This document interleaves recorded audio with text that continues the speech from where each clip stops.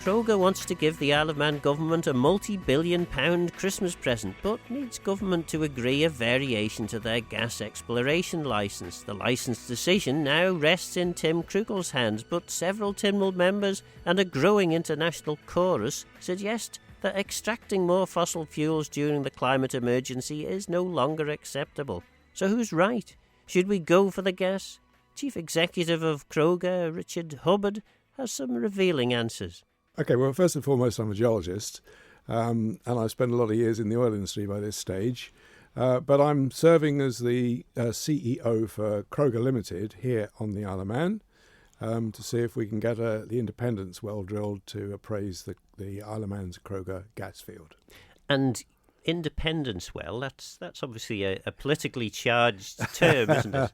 Well, we were thinking of clearly a success would bring energy independence to the Isle of Man. It's that simple. Well, I'm 73 years of age now, but I'm still feeling like a spring chicken. And I'm one of those lucky guys in life who I have a profession that's also my interest. So I am a geologist and have been for some time. My first degree was from Leicester back in '74, and my doctorate, PhD in geology, is from Stanford University in California. So I've certainly got all that training. When I was completing my first degree, I was pretty sure I wanted to go into the mining industry, and I did actually get a job offer from Rio Tinto Zinc to go into their global mining group. And before we even got to setting finals, there had been one of the not too infrequent downturns, and RTZ came back and said they're not hiring any geologists this year. So I thought, okay, go for the oil industry. And that was how I decided, and I applied to BP, and in '74 I was accepted as a geologist and deployed to the North Sea, where I worked as a rig geologist in the heady days of finding new oil and gas fields out in the Viking Graben there, halfway between the UK and Norway. And geology, to many people who don't know anything about geology, sounds like a fairly dry topic of studying some old rocks. Quite the opposite. And things. So tell us a little bit more about the role of a geologist and how does that help in relation, particularly to what we're talking about, gas and oil exploration. Okay, so specifically, the subject of geology is the study of planet Earth. So we've got 4.5 billion years of interest to think about, and it incorporates everything to do with planetary science and earth science and all the environmental sciences that go with it. So I find it an infinitely fascinating subject. The way in which it's applied to the various industries, of course, depends on the need. So it tends to be in a natural resource or an environmental capacity. And the avenue I ended up following was that of initially the exploration geologist, which is really exciting stuff because you spend huge amounts of money acquiring seismic data and drilling wells, and the purpose is to take an educated guess as to where to drill. And the most expensive well I ever drilled was $225 million for one well. And it was in the wrong place. Oh, gosh. So you'd have been very popular then. Yeah. So luckily there were others that helped make that decision. It wasn't only mine. But you very, very much get put to the test every time. And that would be exactly the same in the mining industry. So we attempt to use all data that are available to us to make a model, if you like, or a map in 3 dimensions of the subsurface with the purpose of deciding where to locate a well. That's kind of the best way I can summarize it. And the level of data and the information available is always different. It can vary from knowing almost nothing from a data point of view, where you have to work almost entirely on your intuition and experience. And it's always said the people that find the most are those who've drilled the most. So it is an industry experience thing. Or, if you look at any field as it is in the North Sea today, it'll probably be covered in all sorts of high-resolution 3D seismic, which is obviously what you're going to use if you need it. But really that comes into its own when you know that you've got a discovery and you want to work out how best to develop it. So, as you say there, you were a young geologist, an exploration geologist. Yeah, that's how I began. Yeah. And then how did your career develop from there? Well, okay. So as I said to you, I joined BP, which worked out really well for me. I very, very much enjoyed it, and I found myself being, the word we used was posted, a bit like being in the armed forces. And the joke always used to be that whenever your boss in head office felt you were getting comfortable, they sent you to a different country. So I've worked in many, many places, but I did go through the ranks, perhaps fairly rapidly, and I ended up being one of those head office people myself. And I did become the worldwide chief geologist for BP, which meant I was in charge of almost everything to do with the subsurface as it related to drilling exploration wells and appraisal wells and development wells. And I was also there and part of the team that helped John Brown, who was Lord Brown, as he is, Lord Brown of Madingley.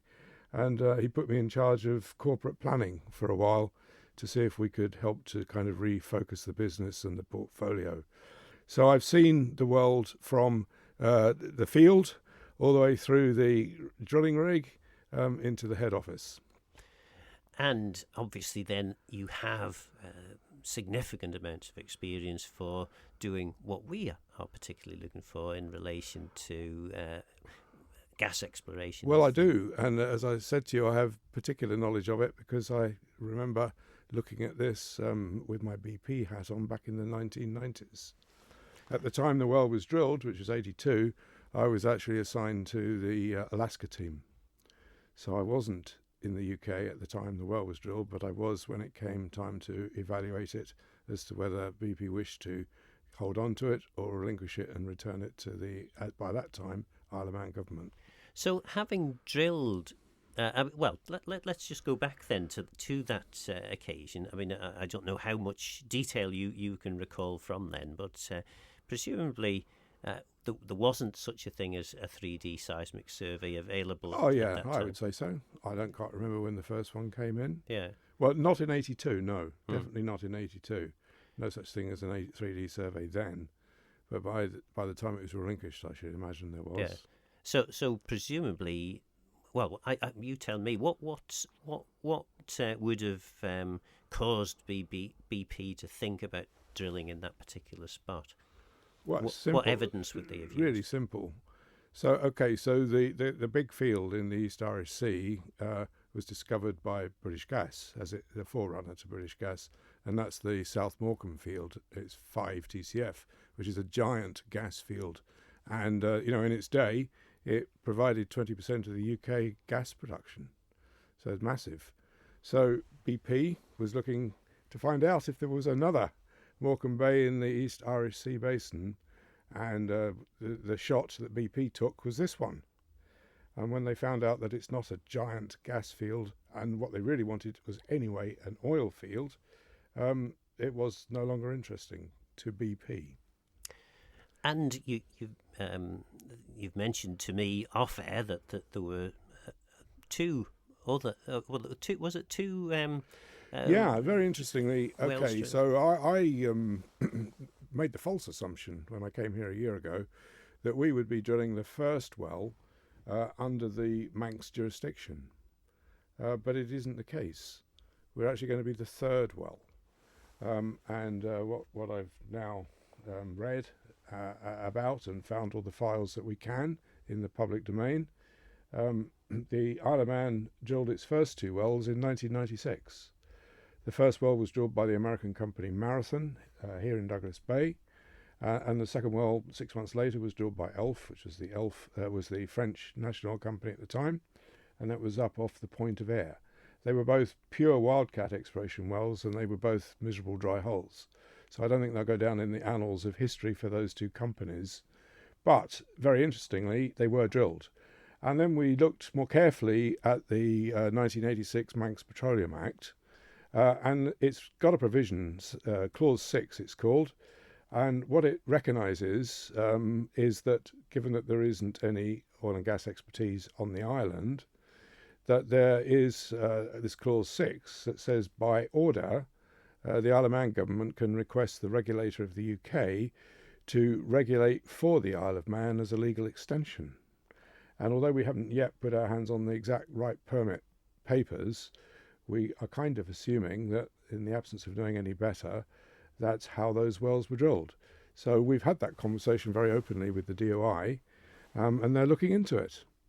And they've got a legal advisor on board to see if it's possible. And if that route is open, then that would be a really great outcome for the Crogga project, because it would allow the Isle of Man to have full confidence to use those pretty well-defined international regulations that are used by the UK regulator, that's these days known as the North Sea Transition Authority. And of course, with a potential opportunity, even obviously in Manx terms, £12 billion sounds like a lot of money, but we couldn't afford to set up our own regulatory regime. Well, not only, I mean, you couldn't afford it probably, but why do it if it might only ever be one well?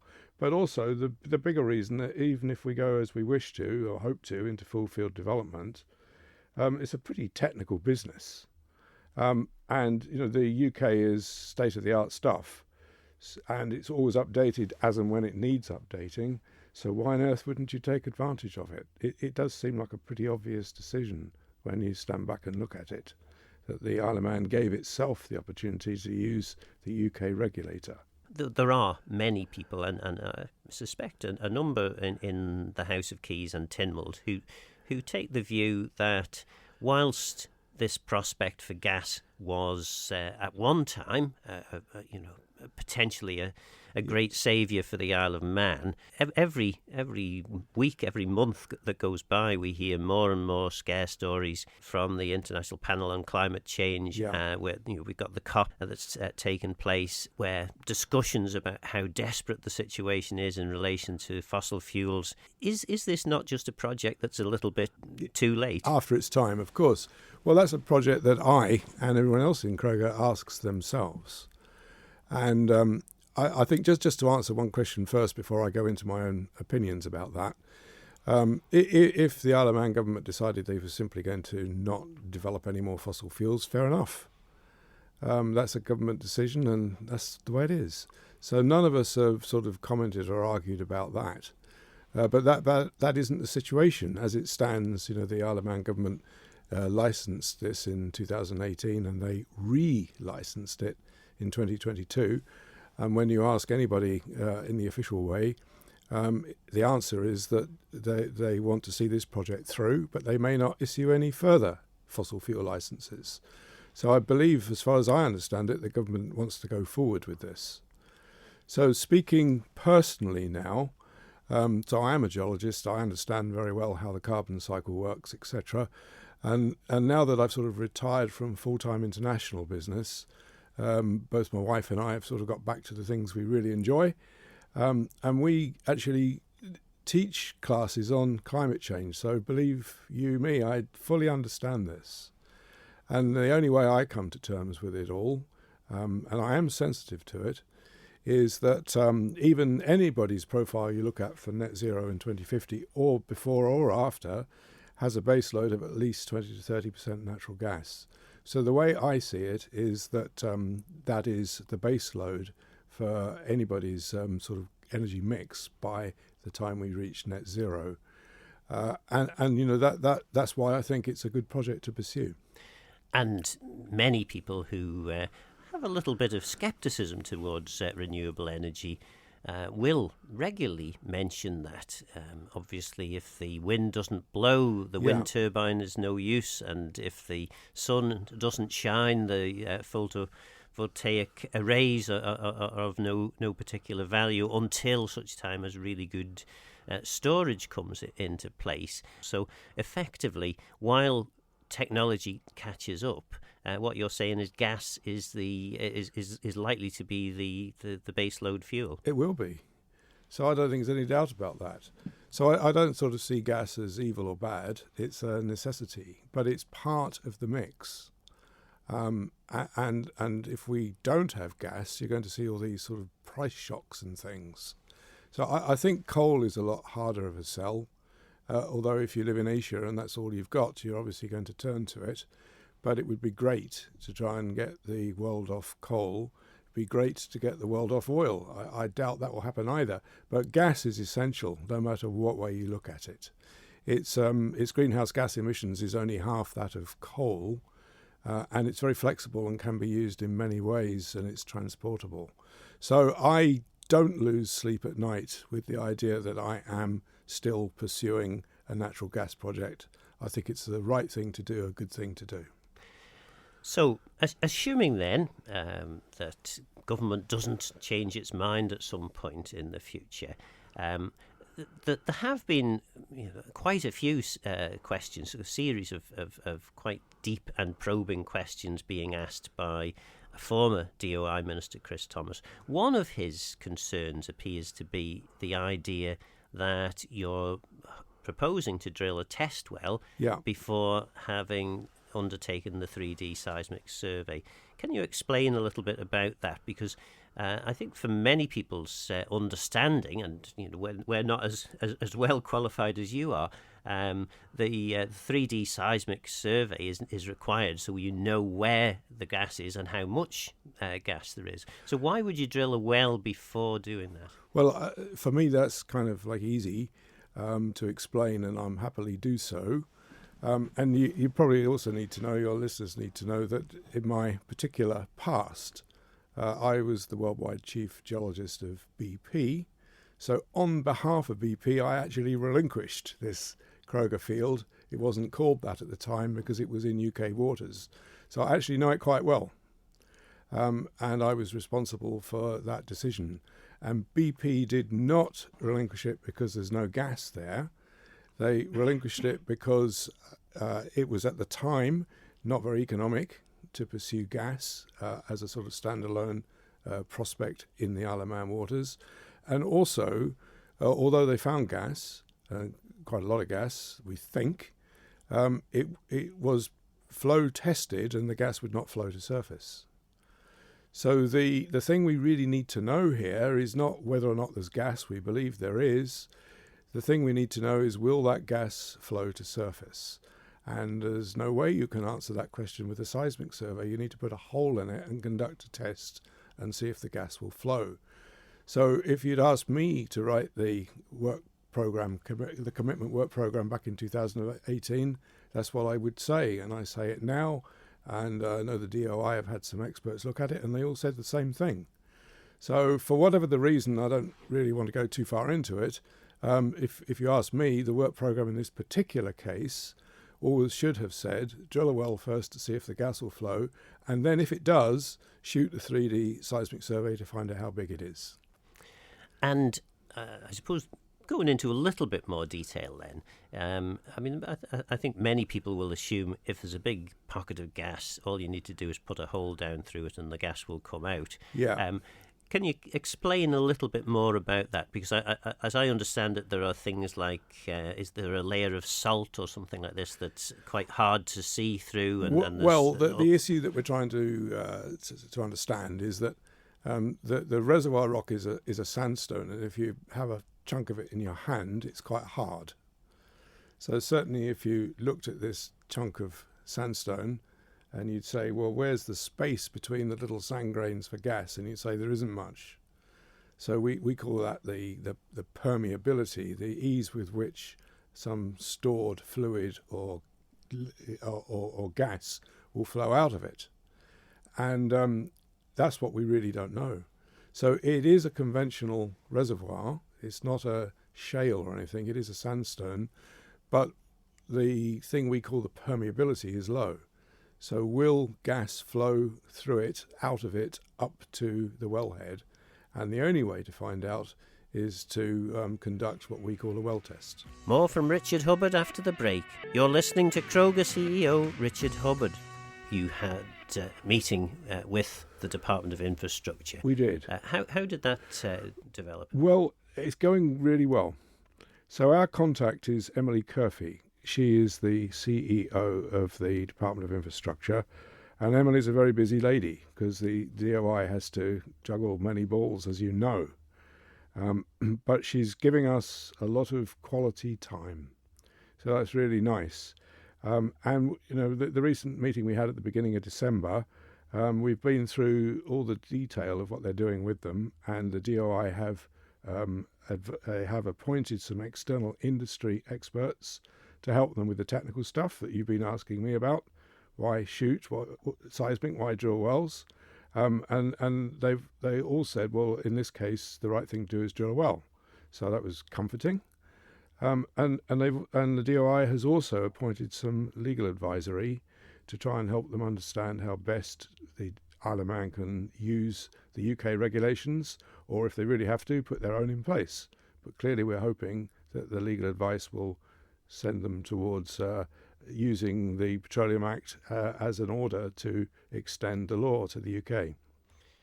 And in relation to those discussions then, I mean, would you say that those are ongoing discussions? Yes, they are. So what we've done with the DOI is agree that we'll have a regular monthly meeting, which is kind of essential when you're running into an operational timetable.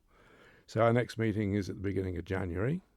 And the person who will make this decision is the Minister of the DI, Mr. Crogga. So he has not reached his decision yet. So I have to emphasise that for your listeners today. So we are hoping that perhaps by the time of the next meeting, that the Minister may have been given all the information he needs to allow him to reach his decision. And if it's positive, of course, it will be to issue what the DOI calls a variation of work programme, which allows Crogga to drill the first appraisal well before acquiring the 3D seismic survey. And having been in the position of a minister having to make quite difficult and technical decisions like this, the minister obviously to a certain extent will rely on what you're saying to him. Yes. But inevitably everyone has to view with a certain amount of cynicism the views that are expressed by an organisation or a company such as yours, because clearly you are looking for a particular outcome.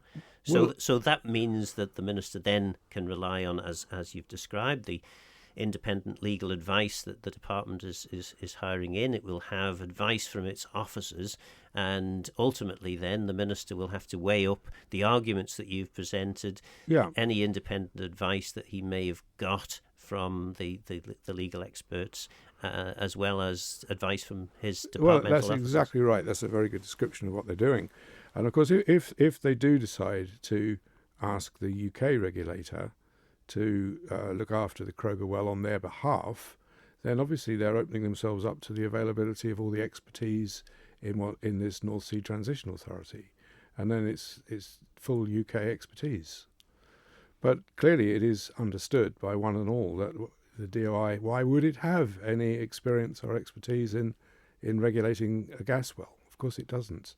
So it is a bit of a learning experience for all concerned. Assuming the minister does support your proposal, what happens next? Well, okay, so clearly it's in his hands, and if he agrees that we can drill, then as I sort of already indicated, he's really got to decide how he wants to permit it, and we're kind of hoping that it's possible to use the UK regulator. Then Crogga has already engaged what we call the contract well operator, which is a UK firm, 360 Energy. And this is what they do. They drill wells, and they become responsible for the health and safety on the rig, and to be sure that the well design is correct, etc., from the health and safety point of view. It's Crogga's responsible to drill in the right place and design the testing program, but the contract well operator physically handles it. And it usually takes 12 months from saying yes to having the rig starting to drill. We have to go through a set procedure of the environmental impact assessment, the seabed survey for the drilling rig, the geohazard survey to make sure there's no shallow pockets of gas that might cause difficulty whilst drilling, and then, of course, to contract the drilling rig itself. And there's one out there at the moment that you can see, Ensco 92, is on the Millam field. You can see it. So viewed from this distance, it's just a dot, but it's clearly a big thing to contract.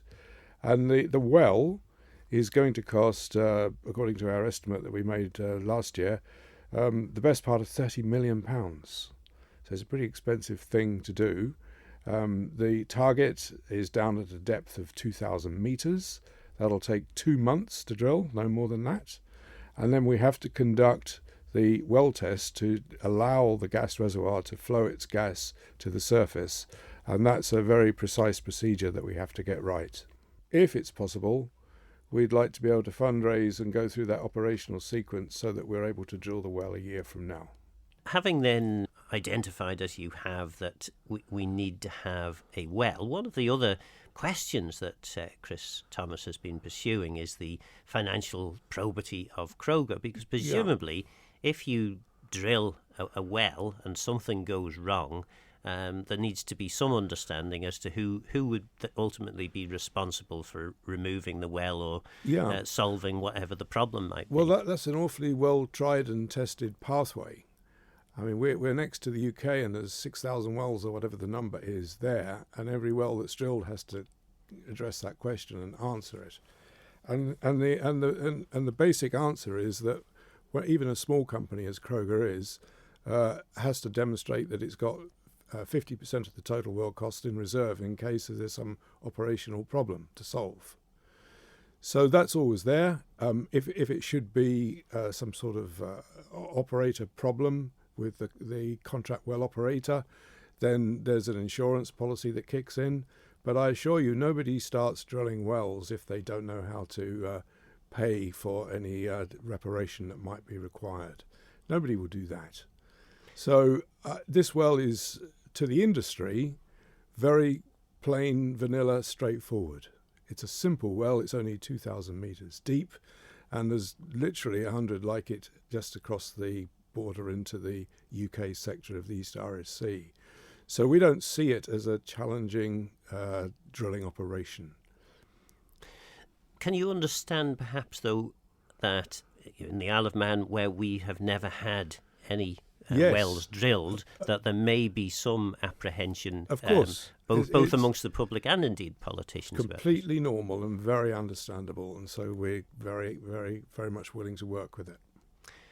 So, having then identified that, what would be the next steps, assuming that the necessary permissions come forward? What would be the next steps after you get your permission, you drill the well? Presumably there are two options. One option is the gas doesn't flow and you withdraw from the field of battle. The other option is that somehow the gas reserve is exploited. Yeah, so it's simple. It's sort of a binary outcome. We need a yes or a no. We don't need a maybe. And that's why it's important to get the procedure of the well test right, so we can navigate towards a clear yes or no. Assuming it's a yes, it's very exciting for the Isle of Man, and I'll talk about that in a minute. If it's a no, then it's a kind of a one-off appraisal well that's not followed up on. So that's the risk. And people always ask me, so come on, Richard, tell me then, what's the chance of a yes or a no? And what I answer to them is that it's a bit better than 50% in favour of a yes. So from an economic, commercial point of view, this is one hell of a good opportunity for the Isle of Man. Because slightly better than 50% doesn't sound like a good opportunity. I assure you it is. If you're in this business, that's great. When we ran through the potential volume of gas that could be there and could be recovered at the high gas price that we were looking at a year ago, it's worth something like £12 billion. And the government take, as we call it, the revenue collected by the Isle of Man, is on the terms that the Isle of Man government has issued, is 44%. So it's an incredibly valuable asset and important to the island. It would help the Treasury and the finances enormously if it's there.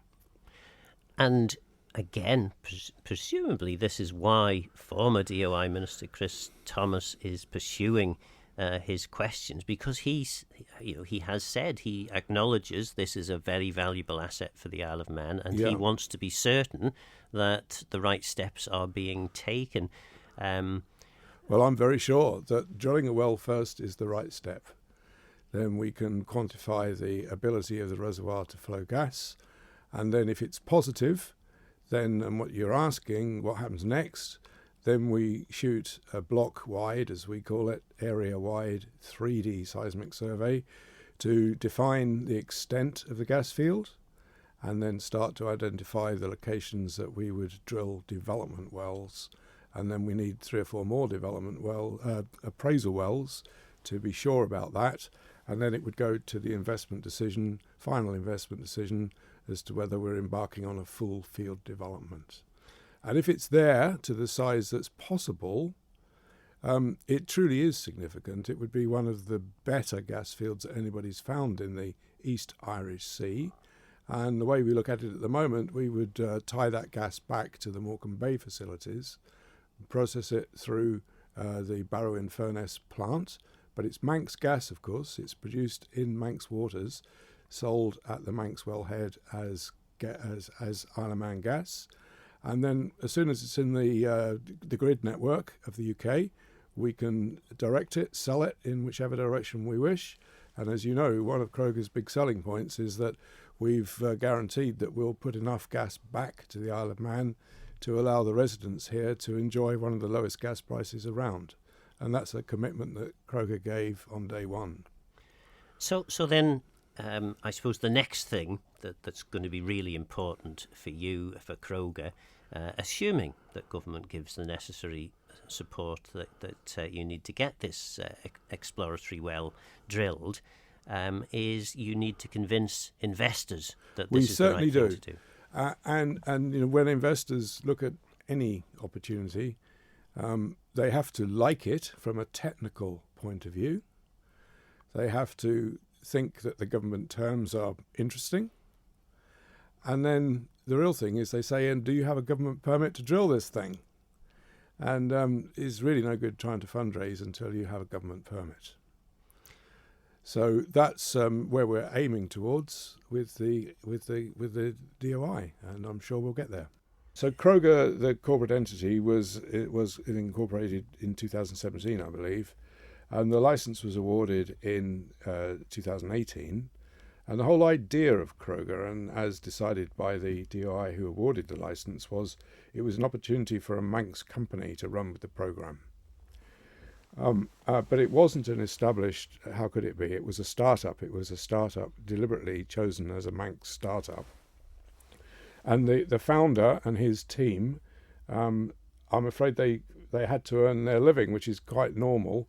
So they kind of passed the baton on to the next crew, and I joined that crew. And as we go into the next round of funding, which will be for 32 million to be sure we've got sufficient funds for the well, we'll strengthen the board. So my next aim is to identify a couple of key figures who are experienced in this business, who can come on board as members of the board. And so what we're doing is progressively strengthening Crogga's capability. You'll know about the rumour mill, the skeet that exists on the island, and everyone knows everyone else's business. I mean, there's all kinds of discussions and talk about directors falling out with each other and some directors leaving and this and that. Is any of that true? Or? Well, no doubt that the board has changed over the years. I mean, I'm a new boy myself, and it will have further changes as we further strengthen the board. So the company has run for a long time. We're into year 6 or something like that, and we still haven't drilled the well. So I think it is hard work. It's definitely hard work to get a startup to go through that first operation. And people can't necessarily hang in there for that length of time. It's rather too long for any individual to hang in there. We don't pay salaries. We just have to do it by way of interest. And there is a lot of interest. There's a lot of shareholders who are Manx residents, and everybody just wants to see the well drilled. So I think it's kind of normal that the company will evolve, and it will try and strengthen at each step of the evolutionary process. And you just watching it in in real time. And presumably it's an inevitable consequence of the uncertainty of what you're doing at this stage, at least, that there will be disagreements as to how best to move things forward. I'm sure there will, yeah. But that's what the board invited me to come in. So I'm sure I could be replaced tomorrow if that's the wish. So I'm not trying to protect any position here. But what the board wanted was somebody that had done this before. And I mean, I don't know, I never really tried to count, but I've drilled hundreds of wells. So I do know how to do this. I have a lot of experience and expertise, and it didn't previously have somebody quite with my amount of information and knowledge. So I'm the guy that's sort of been given the job of reshaping Crogga to be fit for the purpose. And sometimes it looks a bit messier than you would like. But whatever the phrase is, you can't scramble eggs without breaking them or whatever. I don't know what the phrase is, but it's no more than that, in my opinion. It's just we're growing up as an organisation. And you mentioned shareholders there. How many shareholders? A lot, roughly? 70 or something like that. Yeah. And, you know, when we went out for the fundraise that we had to return for the well last year because we didn't think we'd be getting a drilling permit, it's very popular. So I have to be perfectly honest with you. When I arrived, I thought a lot of the Manx residents would be against drilling for gas. But we haven't seen that at all. There is a big groundswell of Manx public support to get this thing drilled and find out whether the island is the owner of a valuable gas field or not. And we've gone out of our way to explain the risk. You know, if you should only invest in Crogga if you can afford to lose your investment. This is not like a bond that you sort of get a return on. It's a binary outcome. But notwithstanding that, the benefit to the island is so obvious and large that if it comes good, then it is a good investment. Okay, let's move on then to discuss the prospect of the Energy Isle. Tell us a little bit about that vision. Yes, most definitely. So, as I said to you, the founders of Crogga and the shareholders, many of them are really interested in the idea that the company is more than natural gas. They want it to be a true transition energy company. And that was part of why I was willing to take this challenge on. That's really interesting. And we've been speaking with a technology development company that's on the science park at Oxford University. And it's amazing what they do. They use carbon dioxide and other renewable energies to make fuels, chemicals and plastics. And there is a real possibility that we could perhaps entice them to build one of their prototype plants here on the Isle of Man. And there's two products that I think are really interesting. There's something called PGA, which can be produced using fossil fuels, but the idea is to produce it with green energy. And it's a plastic. It's a base load plastic. And for example, it can be used to make plastic bags for Tesco or whoever, and they literally degrade after 3 months back into green products. It's incredible. And then the other one that they have is what they call an e-jet fuel, which is really the same thing. You're using carbon dioxide captured from elsewhere and hydrogen captured from a green source, and you're producing a jet fuel that, again, as it's emitted from the plane, degrades back to a green product. And that's the future. I mean, really, this company is led by one of the UK's brightest and best. And I have to tell you, it's made a huge impression on me. So the idea of being able to attract some green energy product manufacture to the Isle of Man is really exciting. And it's all got to be commercial, of course, but if Crogga can see a way to make that part of the overall business, it's something the company would really like to do. So tell us then, I mean, you're a geologist, maybe not a chemist, but maybe just explain to people how carbon capture works. So how could this work? Well, okay, so one of the most interesting things, and the idea that this group was particularly interested in, is that a technology that you see in many places now, but so far not yet in the Isle of Man, although we understand that the first project is now under consideration, is the these big green bubbles that you see sitting on farmers' fields that are using the anaerobic digestion method, which is always described as a bit like a chemical version of a cow's bladder. And that can produce the biogas. And that biogas can in turn be used as the feedstock for a technology such as PGA, the biodegradable plastics, and also for refining biofuels. And that would be a very natural fit for Crogga. So you would have for cars, for trucks, and perhaps even for shipping. So there's a whole gamut of things that you could do in the green energy world in the line of biofuels. So the key technology to get it going, at least to a reasonable scale, is anaerobic digestion. And why that's so interesting is because it would help the agricultural sector on the island, because it gives a product to their otherwise waste materials. And you answered a question perhaps that I didn't quite ask. I'm guessing that what you don't do is put a very large balloon over the top of the chimney at the gas-powered power station at Pulrose there. Well, you could definitely capture that 100%. So the idea of what is called CCU, carbon capture utilization, you can capture the carbon dioxide from any source. So there's a business that's springing up at the moment, which you've probably read about in the it's throughout the world, but in the UK, where industrial sectors are capturing their CO2. It's being put in tanks and then transported to green energy production plants, such as the sort I'm describing, as the feedstock. So yes, you can do the carbon capture can be from either a green source or a fossil fuel source. There's lots of it around.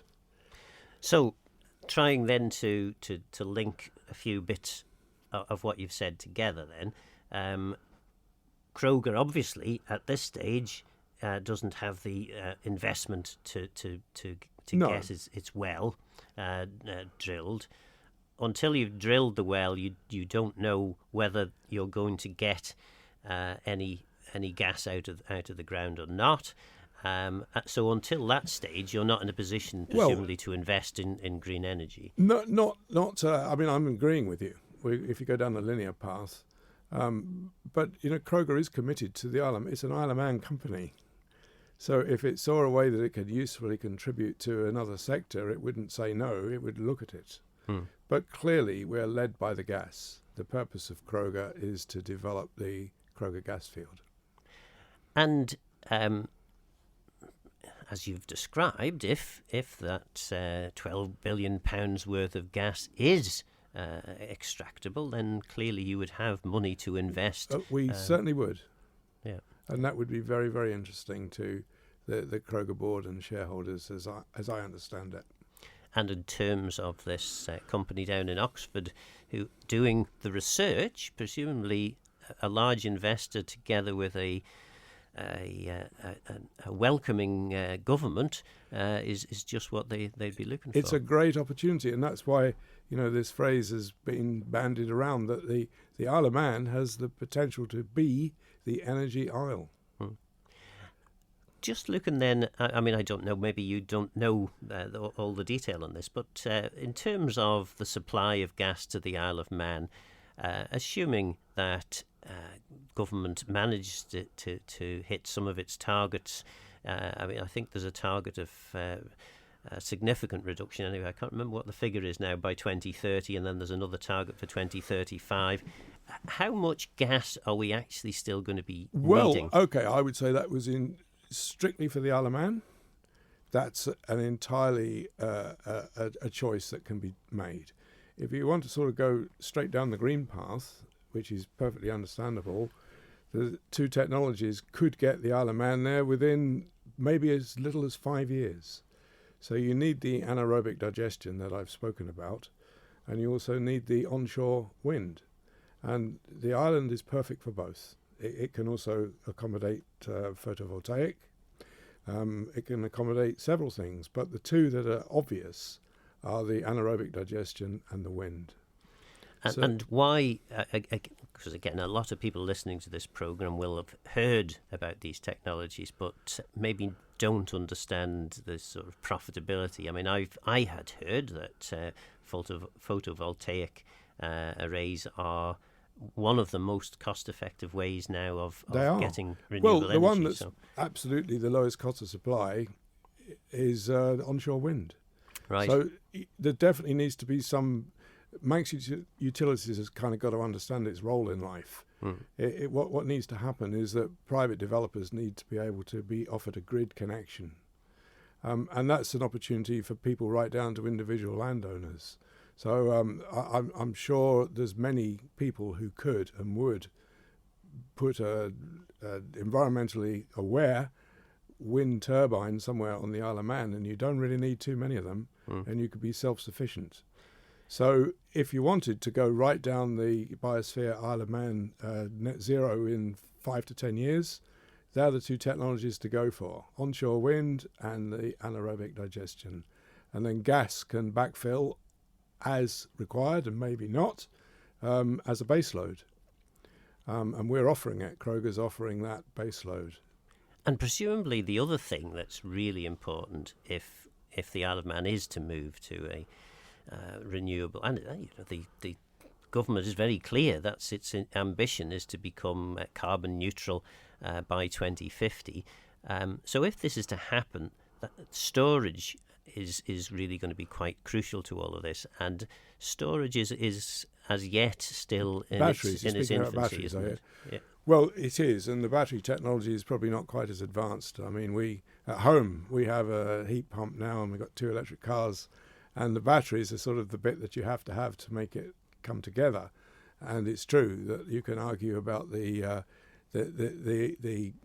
trouble that the world has to go to manufacture batteries. It's not exactly a clean technology. And you can also say that they're not that great at doing what they're supposed to do, storing energy. And that's where the concept of the base load comes in. So if the island, or indeed anywhere, was generating the power from wind and, say, anaerobic digestion, then the base load takes up that slack. And that's how you get the grid to work. My wife watches the website that the UK National Grid has, and it's amazing how it fluctuates between the different energy sources to get 100%. And it varies a lot. So you have to have the base load. And until someone has a better idea, it's natural gas. So, having then sort of explored an awful lot of these the issues surrounding Crogga's proposals, how optimistic would you say you are that perhaps if we reconvened in 12 months' time, that you'll have a big smile on your face in relation to Crogga's progress? Well, I'm an optimistic guy, as you can see, but hopefully I'm a realistic businessman too. John Lovelady and Mark Pierce, the directors, are excellent businessmen. So I think Crogga's in very good hands. We've got a strong sort of business-oriented board, and we're going to make sure that we can deliver a success story for the Isle of Man. And that success story for the Isle of Man, there are, again, as you've described this, it's a linear thing, isn't it? There's binary thing, maybe it was. The success is either big or if the well is a nothing failure, which is what you're probably asking, we need to be sure it's a failure. Yeah. So our first job is to go out there and drill what's called a no regrets appraisal well. We have to be sure when we leave that site, yes, it's going to be commercial, or this is a waste of time. Yeah. So we can't do anything about that. It's a binary outcome. I'm slightly better than 50% in favour of success. And if it's that, it's a fantastic project for the Isle of Man. That was Crogga CEO Richard Hubbard. Government certainly needs the money, but what price catastrophic climate change? Do the relatively small quantities of our gas matter in the much larger global carbon emissions totals? Crogga appears to be drinking in the Last Chance saloon, but will the Infrastructure Minister provide them with festive cheer? Let me know your thoughts on the programme by contacting Phil Gorn at manxradio.com. For now, I'm Phil Gorn. God am I and geisach rum. Thanks for listening.